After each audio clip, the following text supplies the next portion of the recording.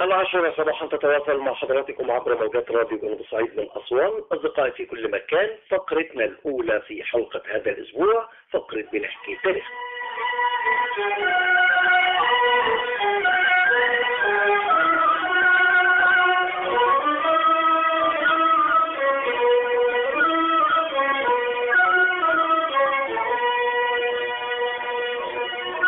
أصدقائي في كل مكان، في حلقة هذا الأسبوع من العاشرة صباحا وفقرتنا بنحكي تاريخنا، يسعدنا أن يكون معنا الباحث الأثري دكتور إسلام زغلول. دكتور إسلام، أهلا بحضرتك معنا. اهلا بحضرتك يا استاذ محمد وكل الساده المستمعين الكرام. دكتور إسلام، من الركائز والأسس والقواعد اللي بتعتمد عليها أي حضارة التعليم، على اعتبار أنه إلى جانب الاقتصاد القوي والجيش المتحد المتماسك والشعب الواعي المتعلم، هم دول الأسس الرئيسية اللي ممكن يتم الاعتماد عليهم لبناء أي حضارة. وأعتقد أن الحضارة المصرية القديمة أحد أهم الحضارات عبر التاريخ، فبالتالي يجب أن يكون التعليم جزء أساسي من بناء وقواعد وأسس هذه الحضارة. كيف كانت العملية التعليمية والموضوع التعليمي داخل الحضارة المصرية القديمة، ما بين الذكور والإناث، ما بين طرق التعلم، ما بين آلياته، ما بين مخرجاته، والأهم النتائج اللي ممكن تساعد في بناء هذه الحضارة؟ إذا ما تحدثنا عن التعليم في مصر القديمة فماذا نقول؟ هنقول ان دي حضاره يعني عرفت التعليم، هنقول ان دي حضاره ابتكرت التعليم، هنقول ان دي حضاره علمت العالم كله من خلال استناداتنا العلميه والاثريه والتاريخيه. لما بنقول تعليم يعني بنقول رقي شأن الإنسان، لما بنقول التعليم بنقول إزاي عرفنا القيم الحضارية بشتى ومختلف أنواعها. التعليم في مصر القديمة كان شيء مهم جدا للغاية. مهم، أي كلمة ممكن تتقال إنها مهم، لكن أقصد إنها مهم، إنها كانت مهمة لصناعة تلك الحضارة العظيمة، لأن التعليم كان شيء مقدس في مصر القديمة. التعليم كان شيء مقدس. إزاي؟ حد يقول لي طب ما هو أي حضارة في الدنيا ممكن، لكن إزاي نقدس التعليم؟ كان التعليم في مصر القديمة كان له رب، كان له رمز، كان له مقدس خاص بما يعرف باسم الإله في مصر القديمة أو المقدس في مصر القديمة، وكان شيء مقدس جدا. وكان رب الكتابة والعلم والمعرفة كان هو الإله جحوتي أو تحوت، وكان ده على هيئة طائر أبو منجل، يمكن علشان كان بيبحث دايما، كان يعني المنقار ده في اعتقادي أنا الشخصي كان طائر أبو منجل له منقار كبير كده أشبه طائر أبو إردان، لكن هو مش طائر أبو إردان، لكن كان هو شبيه بالطائر أبو قلدان بالظبط. يعني في اعتقادي أنا كأثري أشك وأرجح، يعني ده من حق أي أثري، إن كان دايما بيبحث في الأرض عن الغذاء وعن المعرفة وعن يعني الخبايا بتاعة الأرض. فالمصري القديم كان ذكي جدا، كان راجل متابع للطبيعة، فقال لك أكيد ده بيبحث على الجديد في الأرض، أكيد ده بيبحث عن المعرفة أيا كانت، فليه ما نخليهوش رب المعرفة، رب العلم؟ شوية خلوه رب الكتابة، وكان رب الكتابة والحكمة تحوت. آه ما ننساش ان هو العلم في مصر القديمة صاحبته الحكمة، او اتلصق فيه كنيته ومعرفته ومهامه الأساسية الحكمة، لأن طبعا الحكمة دي، والحكمة اتكلمت عليها الأديان السماوية فيما بعد، يعني بشكل يعني أو في هذا العصر شخصيا اتكلمت عليها كمان استكمالا للقيم التعليمية الجميلة اللي كانت موجودة في مصر القديمة. يبقى الحكمة كان والعلم والكتابة كان ليهم رب مقدس، الإله تحوت، وفي حد اعتقاد المصري القديم.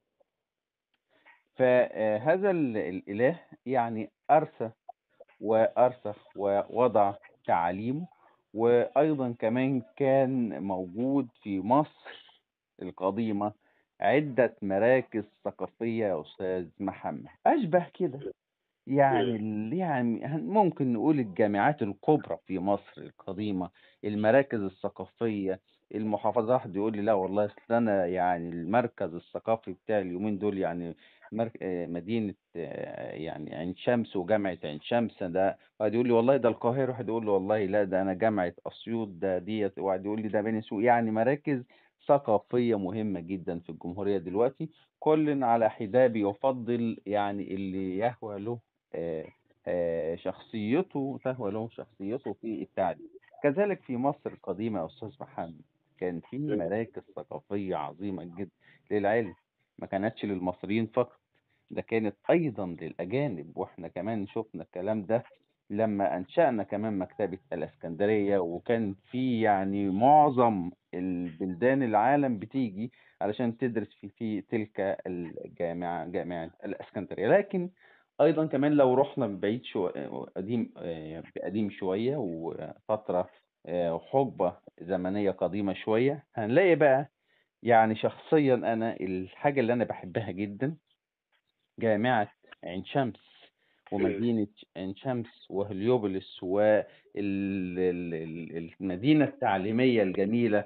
بالمناسبة يعني خرج منها يعني معظم علماء الفراعنة، علماء مصر القديمة والملوك، وترعرع فيها وتربى فيها جميع علماء مصر القديمة. جامعة عين شمس وهي من أقدم الجامعات في الدنيا، مش في مصر بس فقط. لذلك نعم. هتلاقيني دايما بميل للأصالة يا أستاذ محمد، بميل للأقدمية دايما. صحيح في بعد كده جنمان وكان طبعا كان رب عين شمس والمدينة الثقافية، مراكز ثقافية كان ربها الرع. واحنا شفنا رع ونظريات خلق الكون وازاي الكهنة ابتكروا، واحنا هنعرف ازاي ايه علاقة الكهنة بالتعليم لما احنا قلنا التعليم كان له مناهج كثيرة جدا. لما حضرتك تبقى مثلا مسؤول مديرية التعليم يا استاذ محمد تقول والله انا عايز احط منهج القراءة وفي منهج إملاء وفي منهج رسم وفي منهج لغة، بتحط مناهج. كذلك نعم. في مصر القديمة كان في عدة مناهج كثيرة جدا للغاية. يعني منظومة تعليمية متكاملة يا دكتور. أستاذ محمد طبعا يعني في مصر القديم كان شيء التعليم بقول مقدس. يعني كان راعي التمثال، لما أنا بقول راعينا الدكتور محمود الحلواجي وقيمة وقامة، كذلك لما تقول راعينا الرمز والإله تحوت علشان يحمي التعليم في مصر كان شيء مقدس جدا. وهنشوف كمان كانوا بيتعلموا فين.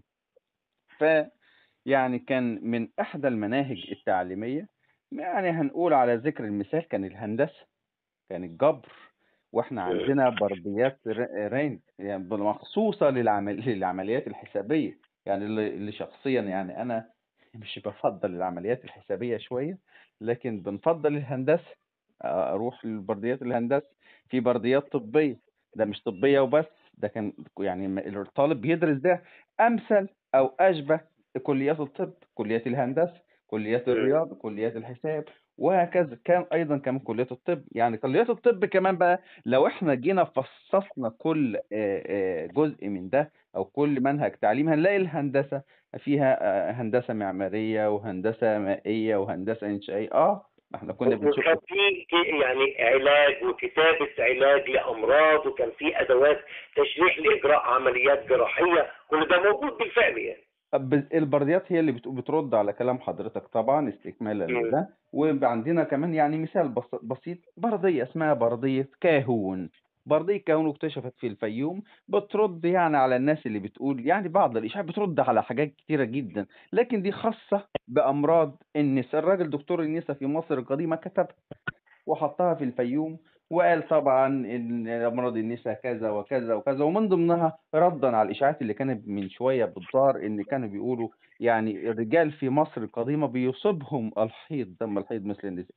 برضيت كهم بترد على ده، بتقول ان كان النساء في مصر القديمه عندما تصيبهم فتره الحيض الشهريه لم يدخلوا المعبد لإقامة الصلوات حتى يتطهرن، مم. يخفف عنهم العمل نسبة إلى ضعفهم في هذه الفترة. بردية صريحة وبردية واضحة، فيها قيم حضارية، فيها قيم إنسانية، فيها قيم بتحث على الرحمة، وفيها قيم متحددة إن في جنس واحد في مصر القديمة اللي هو جنس النساء وليس الرجال، كان بيصيبهم ضم الحيط.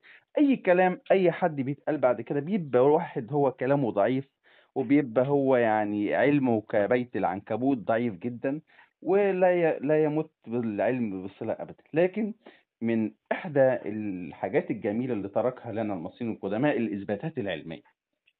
مم. لما كان نعم. يا دكتور إسلام في إشاعات نستدل، إسلام مش يتفلسف ولا يقول لا ولا كل ده في الآثار، جدارية رقم كذا أو معبد كذا أو بردية كذا في كذا كذا. ممكن حد يقول مرايا طب نشوف بردية كهون ده الكلام ده صح وده من حقه، هيلاقي نفس الكلام اللي بيتقال بالظبط. لكن ده كان شعبة من شعب التربية والتعليم في مصر القديمة، وكذلك طبعا يعني المعمار، وكذلك يعني عدة مجالات عديدة جدا لو اتكلمنا عنها طبعا هنعوز طبعا أفرع كثيرة جدا نتكلم فيها. يعني كمان ما يؤكد كلام حضرتك يا دكتور اسلام، المعالم المعماريه الاثريه اللي احنا بنشوفها النهارده واللي هي بتبهر العالم كله، سواء كان معابد، سواء كان مقابر، سواء كان اهرامات، يعني لم تاتي من فراغ. بكل تاكيد هناك من قام بعمليه رسومات هندسيه، هناك من قام بعمليه تنفيذ هذه الرسومات الهندسيه على الارض، ومش واحد ولا اثنين ولا ثلاثه، لا دي يعني عمل جماعي، عمل محتاج إلى قوة بشرية كبيرة جدا. وهذه القوة البشرية إن لم تكن على دراية ووعي وعلم بتفاصيل هذه الأمور الهندسية أو العلمية، لم يكن التنفيذ بهذه الدقة. والله يا استاذ محمد، يعني انت حضرتك اشرت لشيء مهم جدا. مثلا لو هناخد مثلا بناء المعبد او اي من كان، يعني هتلاقي اشترك فيه الراجل الفلكي اللي هو في احد العلم. لازم الاول الكاهن اللي درس في البرعان في المدرسه يعني يعمل حساباته الفلكيه علشان يشوف اي بقعه في الارض مصر هيتم. ما هو مش اي مكان بيتم فيه المعبد او المقبره لا، لازم بيتم بحسابات فلكيه حسب النجوم الشعرية اليمنية، وبينزل يجي يسلم المنطقة للراجل المهندس اللي هو خلاص بقى العلم الجديد ده التاني دخل له صديق.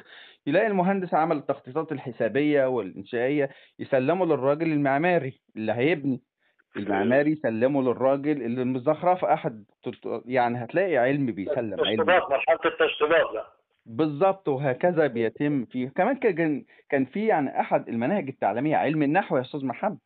علم النحو كان شيء مهم. حد يقول نحو ازاي؟ كان ده في لغة مصرية، ده بيرسموا النسور والعصافير، ايه الكلام ده؟ ايضا كان في طبعا قواعد نحوية في الكورسات اللي احنا طبعا بتتعمل وبندرس الناس ازاي المصري القديم كان عمل لغة مصرية قديمة بخطوطها الثلاثة: هيروليفي، هيراتيقي، ديموطيقي، ثم بعد ذلك لاحقهم الخط القبطي. كان دي كمان فيها نحو، إعراب، وكان يعني ضبط لغة، وكان في تعرفة. ولما أقول لك مر الحب أقول لك تي بس تي تأنيث إك يبقى تلاقي المذكر، وهكذا. كان يعني علم كبير جدا. هكذا هو الحال في يعني فروع التعليم في مصر القديمة. وده كان طبعا من إحدى المراكز الثقافية وهي عين شمس هليوبوليس، وقصة طبعا فلسفة اللي كانت مخترعينها، وفلسفة اختراع نظرية خلق الكون.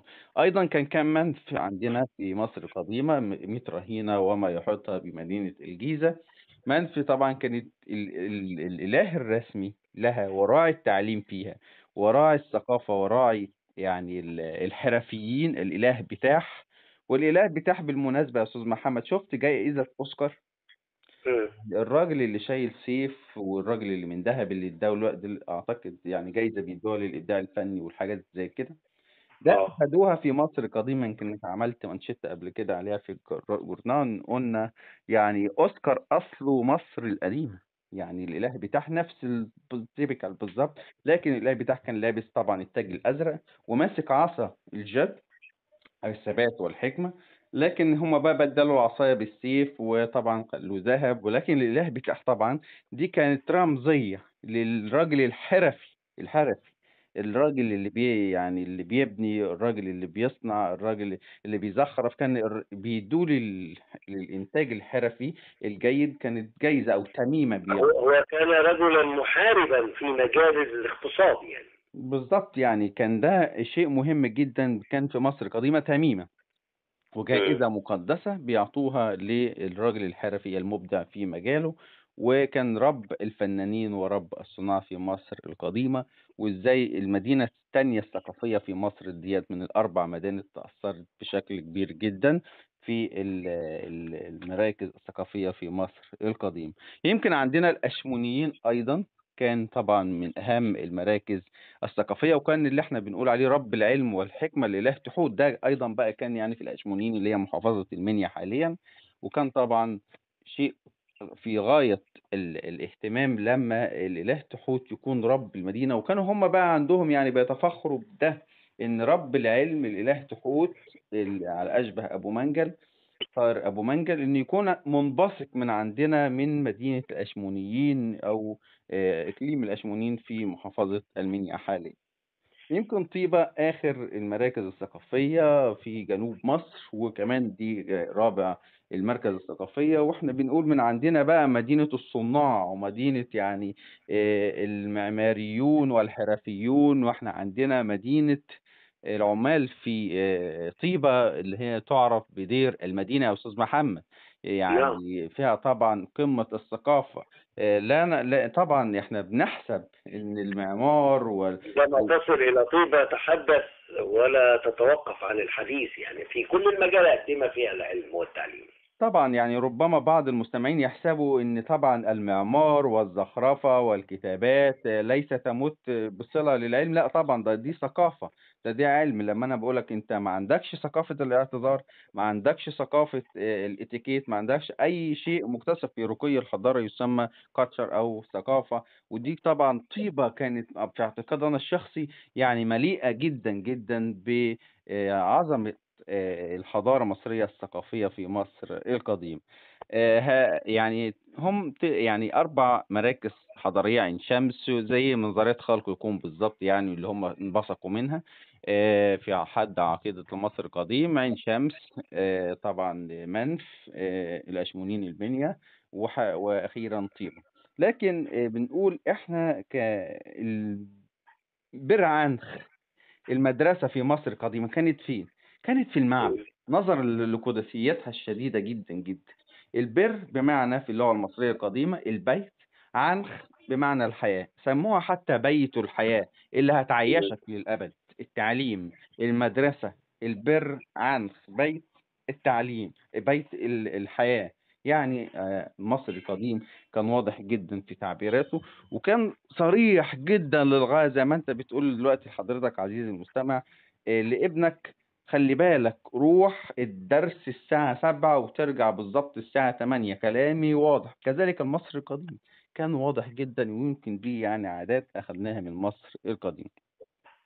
لكن يعني عايزين نقول أيضًا فيما يمُس إن من قائم على التعليم في مصر القديمة. التعليم كان حق لمين؟ صحيح، ممكن يكون كان في نسبة أمية في مصر القديمة، لكن التعليم في مصر القديمة كان قاصر يعني على الأغنياء، أولاد الكهنة، أولاد الملوك، أو لمن عايزين يتعلموا ومعاهم فلوس، لأن التعليم طبعًا كان طبعًا لازم يشتري البردي ويشتري أدوات الكتابة، وأدوات الكتابة زي ما إحنا قلنا قلم وبوص وأيضًا برديات فيما بعد كده. طب أنا عايز أقول يعني في بعض معلش، يعني بعض العلماء أقرّوا بكده، إن طبعًا ممكن التعليم في مصر القديمة يكون قاصر على الكهنة، أولاد الكهنة والأغنياء وكذا. أنا باضيف ربما يكون يعني رأي يُصيب أو يخطئ، لكن يعني ده اعتقادي، وكما علمني أساتذتي يعني، أو الرأي يمكن يكون في جزء من الواقع. يعني وأنا بابحث بنقول والله التعليم في مصر القديمة أعتقد كمان كانت في الطبقة المتوسطة، أو الراجل المهتم جدًا بابنه وعايز يعلّم أولاده، كان بيودّي ابنه حتى لو فقير. استدليت على ده بإيه يا إسلام؟ باقول إن البردي كان هو أداة الكتابة، تمام ممكن للبعض. طيب ماذا عن الشقف الفخاري للفقراء؟ ربما يكون استعمله الطلبة الفقراء في كتابة المحاضرات بتاعتهم أو الدروس بتاعتهم في الشق الفخاري فيما يعرف بالمصطلح الأسطراكة أو يعني الشقف الفخاري. راجل يعني ما معهوش فلوس، فبيجيب يعني شقف فخاري، قلة مكسورة، زلعة مكسورة، يروح جايب كاتبها وكاتب عليها، وبعد كده بيكحتها تاني ويمسحها في السنة الماضية، لأنها طبعا كان متوفر جدا جدا على ضفاف النيل، أي حد زي ممكن ما احنا يطلع. بنعمل دلوقتي، ما هو عندنا ناس بيشتروا اجندات وبيشتروا ورق ملون وغالي، وعندنا ناس بيكتبوا على ورق بشت يعني، او بيعملوا زي اجندات من مخلفات الورق القديم اللي هو مكتوب عليه في ناحيه والناحيه الثانيه فاضيه، ده بيستثمروها ويستغلوها، وده ما يسمى حاليا باعاده التدوير. يعني هذا هو فكر كمان كان موجوده في الحضاره المصريه القديمه يا دكتور. والله يا دكتور محمد، يعني انا يعني في اعتقادي الشخصي ان انا هو ده اللي كان موجود في مصر القديمه. وانت لو جيت يعني فتحت لك الارشيف بتاعي هتلاقي ورق قد كده. كنت انا منفذ اه. ورق، يعني ورق اكتر من 5000 كيلو، يعني ورق ده اللي بيسمى كروكي، ورق عادي جدا. يعني كنا طبعا الطلبه المتوسطين وبنشتري الكراريس اللي هي متوسطه يعني بالظبط بالظبط. فكرني. يعني وكان في زملائي بيجيبوا الاجندات الجميله والاوراق الملونه والحاجات دي. لكن طبعا التعليم تدخل المعلومه زي ما حضرتك وعارف وبتقول، يعني دايما ان التعليم دايما في الراس مش في الكورس، مم. لكن تبدا توثق ده بالمعلومه. ما بحبش ابدا ارمي ورقه، ما بحبش ابدا. يمكن دي ميزه من بتوع الاثار، ما بحبش ابدا افقد اي شيء. يعني تلاقي الارشيف قد يعني هدور في ايه ولا في ايه. لكن يمكن ده استنتجت من خلال تجربة بسيطة مرتها يعني كطالب بسيط فيما مضى، ان طبعا ان يمكن يا استاذ محمد كان في طلاب فقراء في مصر القديمه لكن استخدموا الشقف الفخاري. تعرف ان الشقف الفخاري دي اللي عرفتنا قصه الحسوت او الهكسوس. طالب قاعد على معبد في البير عنخ في معبد الكرنك في الفسحه بتاعته اعتقد، وكتب مم. قصه كان الراجل ده وطني شو كتبها على شقف فخاري. عرفنا من الشقف الفخاري ان ده طبعا ان دي قصة الهكسوس وكذلك. يعني انا يعني ده في اعتقادي انا الشخصي، يمكن تكون صح ويمكن غلط، بس انا عايز اقول ايضا كمان كان الطالب ملتزم بواجبات مدرسية زي دلوقتي المواجب حاليا، ملتزم مم. بواجبات المدرسية وكان بيصحح بالأحمر. ويمكن كمان كتاب الأستاذ الدكتور عبد العزيز صالح رحمه الله التربية والتعليم في مصر القديمة بيوضح كل هذه الأمور. لكن أنا يعني بابتكر يمكن يكون هذه النقاط تساعد على أبحاث جديدة للمستمعين الكرام لمن يعشق الحضارة المصرية القديمة. عايز أقول النساء في مصر القديمة هل كان ليهم حق التعليم في مصر القديمة؟ يمكن دي أسئلة كلها لما نزلنا الإعلان بتدور وبتسأل الناس. يعني لما بنقول تعليم، لما بنقول أي شيء هنتداوله غدا أو كذا، الناس بتبدأ تفكر معايا يا أستاذ محمد، بتفكر مع حضرتك، مم. طب التعليم، طب النساء، طب الكتبة، ده احنا ما شفناش كتبة نساء، طب إيه رأيك؟ طب فبنقول نسيب الكلام ده كله ونناقشها بعد الحلقة إن شاء الله. نقول النساء في مصر القديمة، وده طبعا شيء يعني بيحمد. اتعلمته على ايد حضرتك ان مفيش اي معلومه الا بعد الانترفيو. يعني ده شيء مهم جدا. ان النساء في مصر القديمه صحيح ما شفناش اي تماثيل كتبه خالص. شفنا مم. رجال كتير وفي متاحف مصريه ومتاحف خارجيه تماثيل الكتبه في مصر القديمه. عايز اقول ان طبعا ان في يعني كل قاعده شواذ. بنقول إن في عهد الرعامسة، يعني بقى أنت أسرة 19 كده وأنت ماشي لحد ال20، رمسيس أول، رمسيس تاني، تالت، رابع، وهكذا. كان طبعا في العلماء حددوا في مقبرة أنينوب إن في طبعا منظر لنساء بيتعلمن، واعتقدوا إن هم يعني لابسين زي الكتبة، واعتقدوا إن كان في بقى كتبة في مصر القديمة من النساء من خلال هذا الاستناد. يعني بنقول الوحيد، مش عايزين نقول الضعيف في مصر مم. القديمة. لكن يعني أعتقد أيضا كان في أيضا يعني فيما يعرف إن ما أعتقد ان في طبعا شيء منفصل او برعنخ منفصل او مدرسة منفصلة خاصة بالسيدات اللي هم طبعا الاغنياء او كذا او كذا في مصر القديمة، نظرا طبعا لكثرة تعليم الذكور في مصر القديمة. ده ما يمنعش برضو ان كان في طبعا نسبة أمية في مصر القديمة زي اي شعبي في مصر القديمة. وأساليب الدراسة في مصر القديمة يعني كان الراجل المدير في البر عنخ أو الراجل المسؤول عن المدرسة في مصر القديمة كان طبعا الكاهن. بيحط منهج تعليمي، بيحط أساليب الدراسة، المعلم واجباته إيه، الطالب واجباته إيه، وهكذا كان في مصر القديمة.